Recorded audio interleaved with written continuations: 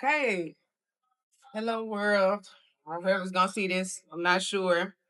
Um, Today is my first interview. I have a really special guest. We're in a really special place. So I'm gonna introduce him. And I'm gonna let him introduce himself. So, man, I know him as Dad. To some, he is DJ Iceberg Slim. To some, he is T-Bane. To some, he is Tedious, too sweet to be sour. You need to audition for a what? Another position. Another position. Another position. But I met him as Dad. He's Dad to me. So it's the privilege I get to have. Can you introduce yourself? Dad, Terrence Fiend. We're here on one of our patented families vacations in Montego Bay, which is why you got the beautiful background behind us. So our last day chilling out here, and we're headed back home. But yeah, it's a pleasure to get this surprise interview from my oldest daughter. So yes, that's me, Dad, father of four, and husband to Sharon. So, this is significance of why I wanted to do this, and I'll share this with you too. The background. So, like you mentioned, we're in Jamaica. One thing about my dad, to know him is to love him in general, but to know him is to know he loves reggae music. And he don't play about reggae music, as he should. And that's where my connection to reggae music came through him. I would say the same for all of my siblings. So I thought it would be perfect. I think it couldn't be more perfect than to do our interview here in Jamaica, where that's a soundtrack of this beautiful scenery. So we're Yeah. gonna go ahead and get rolling. They got a live band behind us, so hopefully the band is not overwhelming our voice. But Yeah. So I have a few questions. I think it's like 9 or 10, okay, honestly. Some of them are related to reggae music, some of them are just for you. And you can skip and come back to any one that you want to. okay. So my first question for you is, do you remember the first time that you ever heard reggae music? I do. I was in my room. I was early teenager, maybe 13 or so, and I heard this song. Whoa, life is what you make it. So come here, my dear, try and make it. I know that you will. And I just heard that. I was like, man, what is that? As you know, and I just started. I'll never forget. That was the first song that I've heard. I don't even know who it is, but that was the first song I heard, and then I just started loving it from there and just finding different artists and different pieces of music. Yeah. Okay, that's my second question. Do you remember what song it was? So you don't know the artist, but you feel like if you heard it again, Yeah. you know. Okay, Yeah, you know the lyrics I was though. surprised the words just came to me that while I Yeah. was singing. Yeah, because I hadn't thought about the song in a long time. But yeah, that's the actual song. I don't know if it's called "Life Is What You Make It" or who the artist is, but that was the first song I can remember hearing where it really sank in, where it really got like I really started really getting into it was the whole Shabba Ranks era. So Shabba Ranks, even though I started understanding later on about dance hall versus reggae, but I mean Shabba Ranks in high school was like, That was you it. know, that was like the big thing for me. And then I started understanding going back to Bob Marley and understanding roots and culture and understanding, you know, like the difference between dance hall music and reggae music and all that. So you know, developed a love for Buju Banton. I had my Beanie Band phase, had my Buju Banton phase, Barrington Levy, Darius Hammonds, a lot of different artists. So yeah, I have a love for all of them. That's cool. We'll have to look up that song. We'll have to look Yeah, up that song. I have yeah. a reggae playlist on my Apple Music. It's a picture of us on the cover, so that got to get added to the playlist for sure. Okay. The next question is, how would you describe the role reggae music plays or has played in your life? It's funny. There's a lyric in the song, and actually I realized it goes even further back. It's probably Bob Marley, and I think he says, and I don't know if it's Bob Marley, so if I'm mistaken, uh, he says, there's a plane passed by, so he didn't let the plane go by. But it says, one good thing about dancehall music, when it touches you, you feel no pain. Yeah, and that's it's like a sweet, you know, they call it sweet Jamaica, right? It's just when you feel the breeze, when you feel the love and the warmth of the people, you can feel it through the music, you know. And so it's just a music that just resonated with me. I can get a sense for the people and the beautiful scenery that they're looking at, all the natural things around them. So yeah, that was my thing, just feeling something different about the music and just having something that was, interesting about it outside of hip hop and other stuff. Sometimes we have music that's not necessarily positive and uplifting, but Yeah. I feel like, they have music that's all over the place, but the general essence of it was positivity, uplifting. Bob Marley was all about unification and all that. So Yeah. you can definitely feel that in the music. Yeah. I think music too, I think how we feel music, I think it's something that we have in common. Enjoying music that one tells a story or that is saying something that is meaning something uplifting. It's not just a good beat, Yeah. you know? Yeah. So that makes a lot of sense. So considering it was so instrumental just for who you are and in your life, do you think there are any bonds in your life or any connections you feel like it was instrumental in making those connections, or maybe that's how you and a person connected, or Not really, not okay, really, because I mean, I have a few friends that like reggae music, but no, I don't think nowhere on like the level that I liked it, and then I've introduced it to some people, but for me, it's like growing up, there was a lot of pain or negativity or issues. And so anything that could bring you out of that mindset, yeah, anything that can transport you to a different feeling, yeah, that's what, captivated me about the music because the feeling of it was different. It's just like gospel music. right, It's like the word of God resonates with you. yeah, And when it's put into music, it does something for you, it means something. So yeah, that's kind of how reggae music was. It's like you hear what they're talking about in terms of love and unity and all that type of stuff. And so yeah, it was I think it helped me at a time where, I was always looking for things to be positive and be uplifting about and things to be happy about, whether it was gangster rap making me feel tougher than what I was being made to feel, or okay. whether it was reggae music making me feel embraced versus not or whatever. So yeah, it just added into that. Were you ever shocked, or have you ever been shocked as we've gotten older and like like I mentioned before, reggae music is something he played all the time, So it's one thing to have it in the house or in the car or whatever. And I'm obviously not a parent, I don't know. But were you ever shocked or intrigued by how much we took to it? Like how much words we can recite, the connections that we've made since getting older on it. Not really. I mean, it's Okay. different because it's harder because obviously they're speaking patois and like you're not most people don't really understand the words. They just like the vibe and the music. But Right. it's kind of like people make those jokes or say those things about how when they used to be cleaning up when they were younger and their parents were playing Maze and Frankie Beverly, Yeah, yeah, yeah. or when you just Al Green or whatever. Like some things, it's just nostalgic to you. Yeah. Some things is just a feeling you gravitate. You tend to like things your parents like or it just reminds you of something. And, so I think some of the music probably reminds you all the times where we were together or doing something or that I was happy and not grumpy, right? Like if I'm listening to reggae music, I'm usually feeling good. I ain't, this with nobody or nothing like that. So yeah, I think you just naturally gravitate a lot to what your parents gravitate to. Yeah. Which I think is cool. I think that's how you keep lineage going. Like I think obviously you talk about there's a lot of on the dark side as well, generational trauma, things like that. But there's a lot on the positive side as well. Right. Music, um, gestures.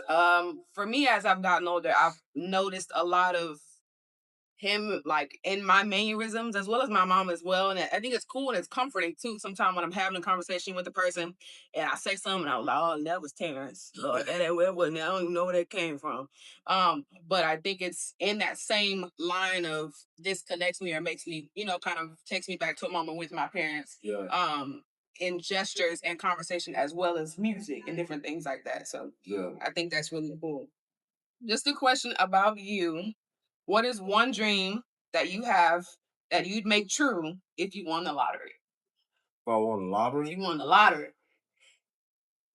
I don't know. I'm not much of a dreamer. I don't know. That's probably a bad thing, but I know one thing I would love to do is I would love to live by the beach. Okay. Every time I think about vacation or I think about good times, or I think about getting away, I think about like, just God's beauty, just where earth meets water. Hmm. Just like all that, all the different things is the beach. So I need to get more sophisticated when it comes to thinking about vacations and all that. But whenever I think about vacations right now, I think about beach. Yeah. I think about that. So it's something about if I had, $1 million, I'd have, I don't know if it'd be my primary residency, but I'd have a place definitely by the On the beach. beach. Because Yeah. yeah, that's where stress relief is. That's where the cool breeze is. That's where, life is not meant to be all work and stress and all that. It's meant to be, a lot lighter Yeah. and a lot softer. So yeah, you can usually find that by the beach. Yeah. Yeah. I would consider that a dream. Like I think even in when you think about vacation and stuff, I think that's fitting. I think that's good. Like that's what you like. Can't nobody tell you what you like, in vacation and things like that. So Yeah. I think that's good. As I mentioned before, to know him is to know he loves reggae music. Right under that, is to know he loves water. My I don't want to be in it. I don't necessarily have to be in it. I just so have to be around sitting by. it. I Get can the be on. head a little I bit. can be on the beach every day and never get in the water. But as long as I'm sitting by it, I'm cool. So, like you mentioned, he's a father of four. So my youngest sibling, my youngest sister, Imani, she's 19, just went to school. And I know maybe they're waiting until she get out of school, but I'm just waiting on a text message. Y'all, we moving to Florida, or we moving somewhere by some water. Because that makes sense. I think it's always been something that has poured into you. Your peace of mind, your energy, and just your overall mood, which I think is always good to invest in. So that makes sense. That makes sense. Okay, what is one trait that you love about yourself that you think that we share? A love for people. I think that you and I share that.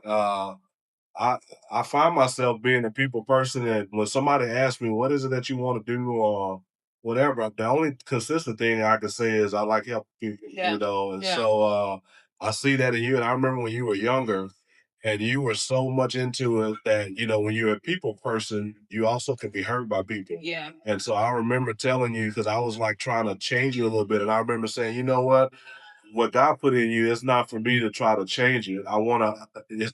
There's going to come some hurt. There's going to come with that. Yeah, definitely. Some betrayals and some different things, but it's all worth it because what God puts in you, it's gonna find its right place, and then, He's gonna cultivate it. So I find myself as a protector want to like protect you from that. I want to like get you out of that, but then I'm Yeah. like, nah, that's what God. So you have to know that's what God put in you for whatever you're going to do in the future. Part of your purpose is you're going to be a helper of people. You're going to be a cultivator. So if I could be anything, I want to be an encourager of people, especially an encourager of men. I think there's not a lot of men who have the opportunity to speak out and speak, safely in a group of other men. Most men are always built to be, keep everything internally. Don't let people know what's going on in your household and all that kind of stuff. So I think at the end of the day, I think part of and I haven't figured out what my full purpose from God is, but part of it is like me, encouraging men in some way. I went through my whole, youth, how that was with Yeah. 15 years of pouring into youth and just Yeah. all that. And I love that, but that has heavy wear and tear, I bet. coming from parents and all that. Yeah. Um, but yeah, I think just being an encourager of men and just being able to help people in some kind of way. That's probably what I think is most consistent about me, and I see those traits in you Yeah. quite a bit. So, Yeah. but you got to know when that. I told someone the other day, like do something for, you can't do something and try to consider the anomaly. So, in other words, if you're going to give something out for free, right? Yeah. You say you're giving out free backpacks. Okay. Most people that need backpacks are going to get it, but you're also going to have about 3% of people that That don't don't need need it. one. They're going to come take it. If you're trying to plan for that, if you're concerned about the people who are going to not do the right thing, then it's going to bother you. You may not do a thing worrying about the anomaly, Yeah. and not bless people that's intended to be blessed. So that's not on you. Like, Yeah. you gotta do what you're supposed to do. So we have to remember that. So but the anomaly is gonna hurt you. Yeah. So Yeah. that I know that about us. Yeah. We're so sometimes we can be people pleasing. Sometimes we can want to just help people, whatever. And then someone from the anomaly side comes and smack you in the face, and then Yeah. You kind of want to close up shop. yeah, but we're Yeah. we're built for it. God built us for it. Absolutely. So I think that segued perfectly into one of my next questions. One thing I was going to say is I think you have a passion for men, speaking Mhm. to men, connecting with men in general. And just you've always had a lot of wisdom since I've known you, since I've been able to understand it, like before I could, and when I was able to actually grasp everything you were saying. Yeah. So if I had a son, what's one piece of advice you'd give him if you could only share one? One piece of advice I could give him towards his mom, or just give him in life in general, or what? Both. Let's go one for his mom and then one with life in general. Um, And then we can come back to this if you'd I like. think if I was telling him something about his mom, it's like just always honor your mother.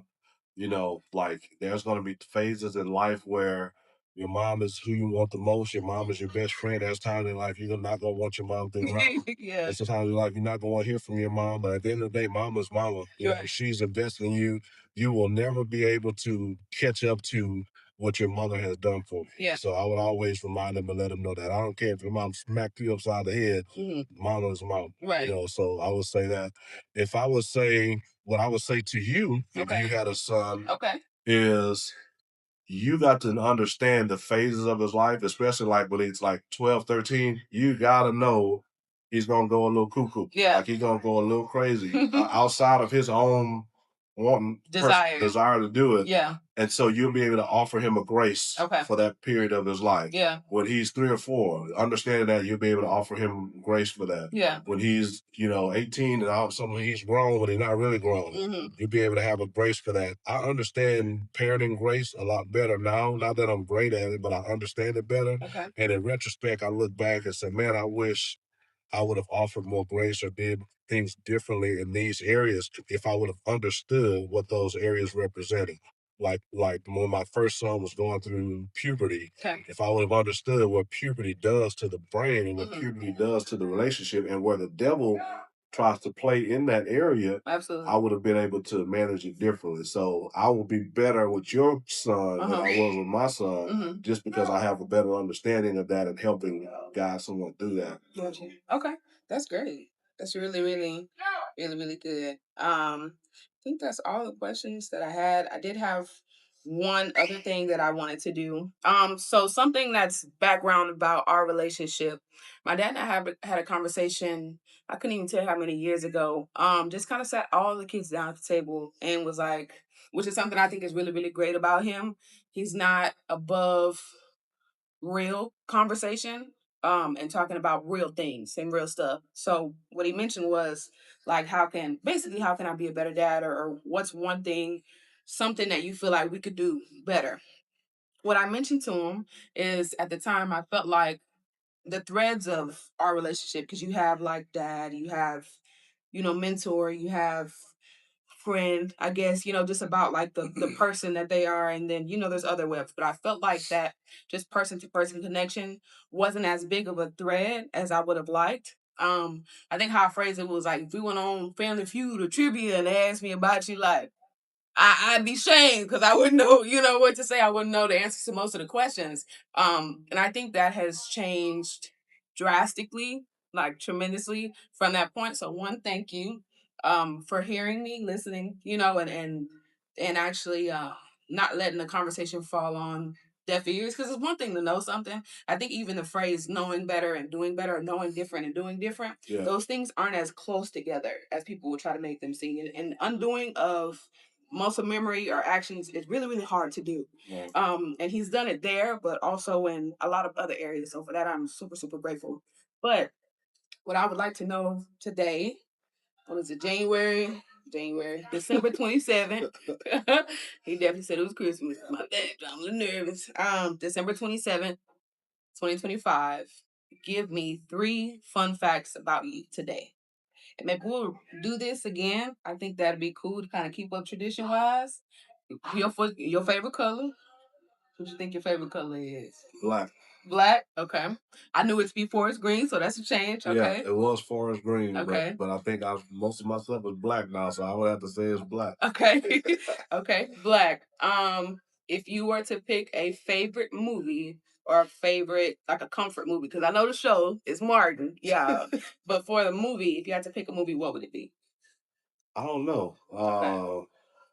Yeah, that's a tough one. I don't know. Okay. My movie range. First of all, I used to love movies. Uh-huh. That was like an escape. Okay. Right, Yeah. escapism into movies for like 2 hours. Yeah. Escaping out of So I range all the way from in the past from Grease to Scarface. Okay. You know, but not stuff that I continuously watch, but just things that are were memorable to me. Okay. So I don't know. That'll be a tough one with movies. What about a favorite genre of movie? Like, do you like action more? Do you like documentaries? Um, yeah, action movies are like the ones that you probably remember the most. But the ones that you remember the most, and that I have categories of watching. I have movie category like the best movie, Uh-huh. but also movie with high rewatchability. Okay. So Okay. so some movies aren't the greatest movies, but But you you can could watch just them over and over okay. and over. Okay. Five Heartbeats, Okay. Temptations, Okay. Grease, all Okay. those you can watch over and over. You turn and flipping channels and you see it on, like You you gonna can sit turn there it and on. watch it, right? Yeah. Okay. So in that respect, Mm-hmm. there's so many movies that I like that if I'm flipping through the channels and it's on, Uh-huh. I'm watching it, even if Okay. it's just a little part of it. Yeah. There's some movies that have been great, and Uh-huh. I've watched them one time, and Yeah. I never have to watch But it that was again. enough. Okay. Forrest Gump, Okay. good movie. I Yeah. never had to watch it again. Yeah. Scarface, I'll never have to watch it again. But they Okay. were like memorable movies, right? Okay. So That's the good. ones with the highest rewatchability Uh-huh. are the musicals. Yeah. And I didn't realize that. Okay. But I'm like, you know what? That's the ones like Grease and Cadillac Records and Uh-huh. like just certain stuff where it's got memorable singing, Mm-hmm. memorable Components. Yeah. scenes in it. Uh-huh. Those are the ones with the highest rewatchability. Okay. So yeah. Okay. And my last question for you, one big thread or big theme across this whole interview, and I think for you in general, but also between you and I and then our family, we love music. There's a heavy love for music, all different types of music. As we talked about earlier, reggae was the biggest thread, the theme for where we at this interview, this time. The Christian music hip is hop. Christian hip hop. That's a really, I really big introduced one. that to y'all as well. So Absolutely. Yeah, yeah. So decades of music, because I know you have reggae music, you have your parents' music, you have your music. If you had to pick one era of music, what era are you picking? our parents' music was always the best music. Okay. 60s and 70s R&B music, Mm-hmm. that was the best music. It's timeless music. Okay. The Ozzy Brothers, Mm-hmm. the OJs, just all the legendary groups, Mm-hmm. Supremes, Mm-hmm. just all those people. When you go back and watch it and you listen to it, Mm-hmm. it was just different. Mm-hmm. I can't explain it. Like it'll never get old to me. I Mm-hmm. seem like it never gets old to anyone. We got Yeah. some music that came out in the '90s and the 2000s, and you can take it or leave it. It was good, then it's not. Yeah. You don't remember it. Yeah. But I mean, around this time, everybody thinks about Temptations Christmas. Yeah. Like everybody, like, hey, wait a minute, I got My mind. where's my? Exactly. If you don't have, it, you'll go re-download. Like you just remember, it's timeless. Yeah. I remember going to prom on the Ozzy Brothers. Really? Okay. Yeah. I remember driving to school, listening to Al Green, just, I mean, just timeless music. So I think overall, just hands down in general, I think that was the best music, what I consider my parents' music. Okay. Because 60s and 70s. it gives me a thought of my parents, and it's just timeless, repeatable music. Yeah. Like we've had great music that's splashed and Mm-hmm. that's pop, but Right. I don't have to go back and It's listen not to it. timeless. Yeah. Yeah. Timeless music. I think that's different. So I challenge anybody, the people nowadays, to make timeless music. Yeah. To write timeless music, and even stuff that was outside of the genre that I've listened to. Because I hear good music. Mm-hmm. I hear music. I'm like, that's a good song, Yeah. even if I don't listen to that genre. Right. I never understood Queen made a lot of those songs. Mm-hmm. My favorite rest used to be Junkyard Dog. I didn't know Okay. that was Queen made that song. Okay. Even Come to the Ring. So Yeah. yeah, you just timeless music is good music, but it's usually older music. So Yeah. somebody else could say, differently or whatever, but I think back in the day, I think Maze and Frankie Beverly and all that, I mean, I just think, the music just they can put it in a time capsule 50 years later and open it up and somebody listen to it like, man, that's great music. Yeah. So Yeah. yeah. Okay. Well, one thing I did wanted to mention, just speaking to you on camera, just in general. One thing I'm really, really grateful for, I love about you. I think whenever we talk, I don't think there's ever been a conversation I've left or finished with you where I haven't learned something. Whether it's something just about you in general, which is super, super cool for me. Just a second ago, your favorite wrestler, Junkyard Dog. Yeah, I learned that with y'all. But Say also my deep things lady. also things in life. So thank you for spending this time with me. Thank you for doing this interview with me. Thank you for always listening to my many gaps, my deep thoughts, my short thoughts, my strengths and my shortcomings, and for also are always it's another plane. Uh,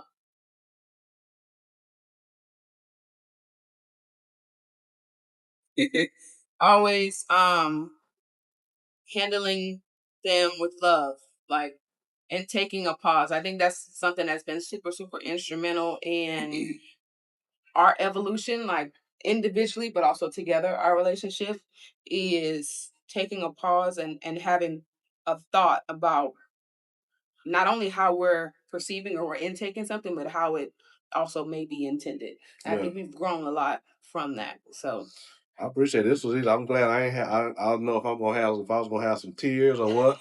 A couple things I would say though is first of all, thank you for doing it. This was fun. This was cool. Lighter than what I expected, so that was cool. But I thank you also for a couple things you've pointed out, your appreciation for me over the years and, understanding, man, having a dad and what it took to be a dad yeah, and to do all this or whatever. But also thank you for pointing out the times where things were still hurting your heart. And I needed to know it. Like I needed to understand it. Like I became a better dad over time. And so when I look back on things, I'm like, man, I didn't do that well, or I didn't do that right because some of it has to deal with affection and a lot of stuff that I didn't get understanding, yeah, a good understanding of growing up, or yeah, I didn't have that in my toolkit, yeah, in order to be a dad. And so as I, the love of God, understanding God's word, meeting other people, observing things, just God downloading into me helped me understand better. So not only did you were able to point it out so that I can process it, but also you gave me the opportunity to come back and to try to reconcile and resolve some of it. And then we also have a better, stronger relationship as two adults. So yeah, I would say that to anybody, especially if you're a young lady out there or even a guy, whatever, if you have something unresolved with your parents, it may not even be negative. It just may be something like, man, I wish I didn't understand it, or I wish I didn't do this or know this or whatever about you, and go back and heal it, go back and reconcile it, and then yeah, allow for that go forward point. yeah, If that person is no longer here, and this is me, because yeah, I'll talk to you about my yeah, mom. yeah, If that person is no longer here and that's still eating away at you, you have to go to God with that. yeah, You have to have either a person, a proxy yeah, to stand in, or you have to just go to God with that because you can't let it bother you. Those unanswered questions you have, those unresolved issues or whatever, because that'll burden you. It'll burden your heart.